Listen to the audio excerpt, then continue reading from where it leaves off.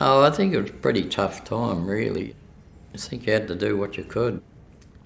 So I don't regret being in the army at all. I joined on the 2nd of 1942. I don't know why I, picked the artillery for some reason. I was with the same crowd right throughout the war, 11th Battery, 4th Field Regiment. I couldn't have wished for any better crew, really, that I was in, We used to do the ranging of the guns, right ranging and all that, and we worked well together. It was always finished first before the rest, I can tell you, We had World War guns, 18-pounders, and they used to have a big shell, the whole lot in one, like the projectile and the cartridge all in one, a great big thing. And they used to make such a crack, they was, I wondered whether I'd done the right thing or not. We went away on the Katoomba, the ship Katoomba.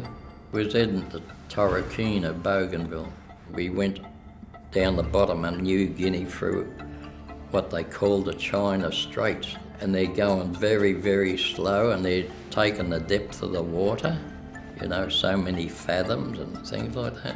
You could see all the native huts and that along the side, and some of them were waving to you, it was really good.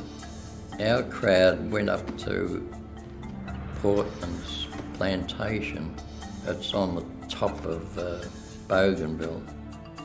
They used to say, be careful, because there'd been a few stray Japs around, and I think we all had our guns with the clips all done, It's no good to put them in when it's too late.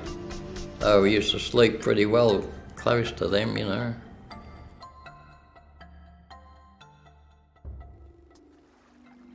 There's a bomb crater, which is pretty big thing, and it filled up with water, and I went down to have a good old wash, a bit of a scrub up, and I was with a Sergeant Harry Smith, and the Japs start firing over, and our guns are about 150 yards away. I said to Harry, I think I'll make a run for it, go up to the gun position. He said, no, Harold, he said, we only got out and got dried, we washed ourselves, got dried and everything, we jumped back in again. And we got right into the side. Overhead, they was hitting the blooming palm trees and that,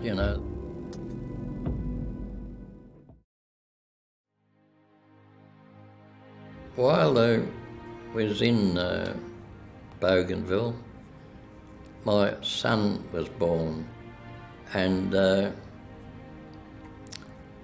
Jeff Kennett's father picked up the telegram for me, and he said, can I open it? And I said, yeah, you can. He said, it's a boy, so that was he was born on the 6th of September 1944. So it was quite a moment.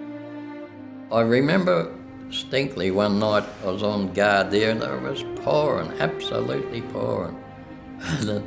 I had this ground sheet they give you sort of thing. I had that around me, and that was okay, and I had my hat turned down, the water was pouring up, and I was under a bit of a bush sort of business, and up near the entrance. I thought, gee, Saturday night, wouldn't I give anything to be home to see my little boy? But, used to think those things at times. In all, I was very, very lucky, I had one little ringworm, and people had all purple stuff all over them, like different things they had wrong with them. I got dengue fever, and I ended up in the lay hospital.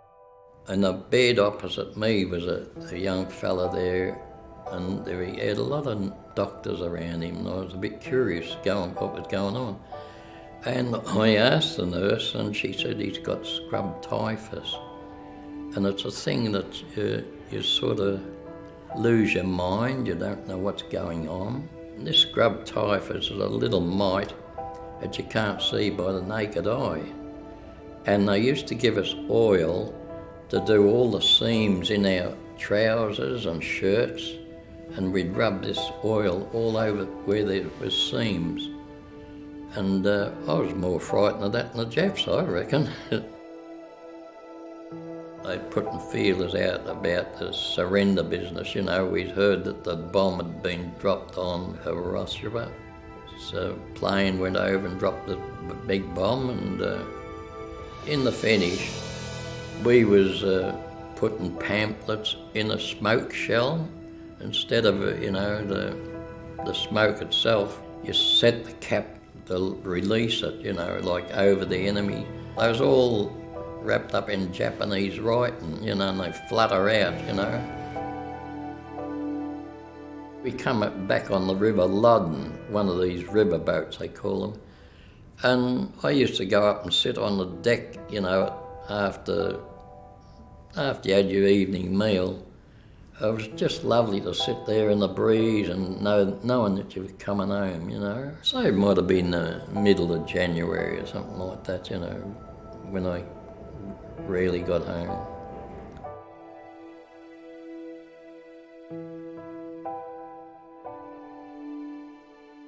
And my marriage had broken up, and I was living with friends at Deep Dean, and got off the tram at Cotham Road, and the truck backfired, and I ran in a shop, you know, and that's the way I was. I didn't know, you know, every time you heard a bang, and I was sitting down talking to my friend in the kitchen. She was doing some beans in a pressure cooker, and the cap blew out, and the beans were up in the sea, and I was under the table.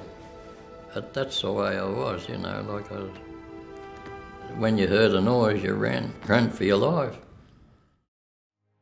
My wife, Edna, yeah, she lost her husband about 7 years beforehand, and I used to live at Kiltside. I'd built a house up there, and I did know her and things like that earlier, you know, and then her auntie lived next door to me, and she wanted a fridge, and I offered to go down and pick up the fridge, you know, and that's when I asked Edna out, you know, would she come out? And it was at South Pacific we went to see, when that was on in Melbourne years and years ago, you know. That started a romance for us, and we was married not long after that. About 6 months, I think, you know. So I had a wonderful, ready-made family, really. They're still the same to me as ever before, you know.